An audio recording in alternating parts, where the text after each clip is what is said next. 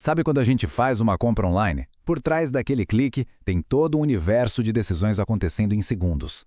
Hoje, a gente vai seguir o rastro de um único dado, desde uma simples compra negada até o mundo da inteligência artificial. Vamos lá! É uma situação que, olha, irrita qualquer um, né? Você tá lá, carrinho cheio, pronto para fechar a compra, coloca os dados do cartão e pá! Transação negada. E o pior é o motivo, suspeita de fraude. Como assim? Então, para a gente entender o que está por trás disso, vamos seguir a jornada desse dado. A gente vai passar por uma compra comum, entender a base de tudo que é estatística, ver como a máquina aprende, falar do erro e do fator humano, como dados viram inteligência e, claro, olhar para o futuro. Pois é, vamos começar por aí, por essa compra negada. O que muita gente não sabe é que essa frustração toda não é um acaso, sabe? Na verdade, é o resultado de um sistema super complexo e rapidíssimo que está ali para proteger todo mundo. E quando eu digo rápido, é rápido mesmo. Coisa de milissegundos. Um sistema de machine learning, ou aprendizado de máquina, analisou um monte de variáveis ali na hora e calculou a chance daquilo ser uma fraude. A grande pergunta é, como ele faz isso, né? Bom, para entender isso, a gente precisa voltar para o básico. Para uma máquina pensar, digamos assim, ela precisa dos ingredientes certos. E quais são eles? Estatística e uma montanha de dados, que vem de vários bancos de dados. E a ideia por trás é até que simples, mas muito poderosa. Pensa só, é impossível analisar todas as transações que já aconteceram no mundo. Então, o que o sistema faz? Ele pega uma parte representativa, uma amostra, para entender o comportamento do todo, que na estatística a gente chama de população.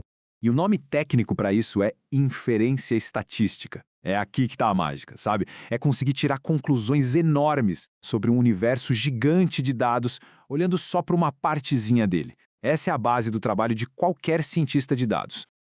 Ok, então a gente já tem a base estatística. Agora a gente precisa construir o motor. E esse motor é o famoso machine learning, o aprendizado de máquina. É como se a gente estivesse ensinando um programa de computador a reconhecer o que é uma fraude e o que não é. E o processo é bem legal. Primeiro, o sistema é alimentado com milhares de exemplos, dizendo, olha, isso aqui foi fraude e isso aqui não foi. Esse passo tem um nome, é o aprendizado supervisionado. Depois de treinado, ele começa a analisar as compras de verdade, em tempo real. E o mais incrível é que ele continua aprendendo. Cada transação nova, cada feedback, deixa o sistema mais afiado. Mas o que exatamente a máquina está procurando? A resposta é padrões. Ela analisa um monte de coisa, tipo valor da compra, o horário, se foi pelo celular, se usou pontos, qual a loja. Com tudo isso, ela cria um perfil de comportamento normal e fica de olho em qualquer coisa que fuja muito desse padrão. E tem uma analogia que é perfeita para isso. O sistema funciona de um jeito parecido com os nossos neurônios. São as chamadas redes neurais artificiais. Elas conectam todas essas pecinhas de informação, dão um peso para cada uma delas e, no fim, chegam num número, a probabilidade daquilo ser uma fraude. Tudo parece perfeito, né? Mas e se a máquina aprende a coisa errada? Esse é um dos maiores, se não o maior, desafio da inteligência artificial. A gente precisa entender que uma coisa estar ligada a outra nos dados não significa que uma causa a outra. Vamos ver um exemplo clássico para isso ficar claro. Imagina que um sistema analisa dados de saúde e percebe o seguinte: pessoas com IMC mais alto, em geral, consomem café com adoçante. Já as com IMC regular usam açúcar. Para a máquina é só um padrão, uma correlação forte. Olhando só para isso, qual seria a conclusão lógica da máquina? Bom, que adoçante causa obesidade, ué. A correlação tá ali, gritando nos dados. Mas será que é isso mesmo? Claro que não, né? A gente, com a nossa inteligência humana, sabe que não é bem assim. A gente entende o contexto. Na verdade, é o contrário. Pessoas com IMC alto provavelmente escolheram o adoçante justamente para tentar controlar o peso. A máquina viu a correlação, mas só o ser humano entende a causa, e isso é um alerta gigante. E é por isso que o fator humano é e sempre vai ser fundamental. O cientista de dados é a pessoa que supervisiona o sistema, que olha para esses casos estranhos, que ajusta os modelos e, principalmente, que garante que as conclusões da máquina façam sentido aqui, no mundo real. Beleza, então os dados foram analisados, o modelo foi treinado, o ser humano validou tudo, e agora? Agora é que a mágica acontece de verdade. É a hora de transformar toda essa análise em inteligência para tomar decisões estratégicas. E aí que entram as ferramentas de Business Intelligence, o famoso BI. Ferramentas como Power BI, Metabase, o que elas fazem? Pegam aquele monte de dado cru e transformam em gráficos, em painéis interativos, fáceis de entender.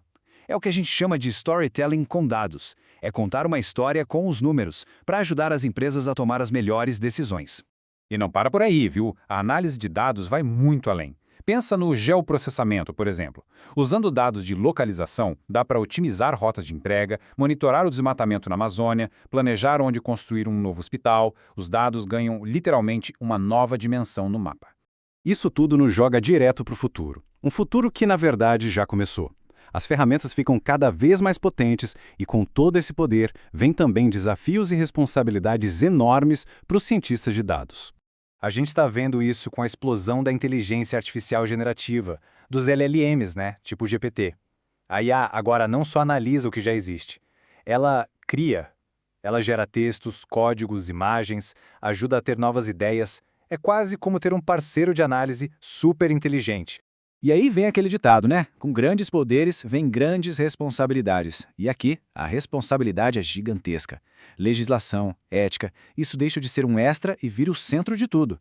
É preciso garantir a proteção dos dados, seguir à risca leis como a nossa LGPD, para usar essa tecnologia do jeito certo. O que nos leva a uma reflexão bem importante. A gente tem nas mãos um poder de análise, de previsão e até de criação que era impensável há pouco tempo. Diante disso tudo, qual é o nosso papel? Qual o papel de quem trabalha com isso? No fim das contas, o nosso papel é um só: garantir que toda essa tecnologia sirva para melhorar a vida das pessoas, para resolver problemas reais. É usar a ciência de dados para ampliar a nossa própria capacidade, mas sempre mantendo os valores e a inteligência humana no controle de tudo.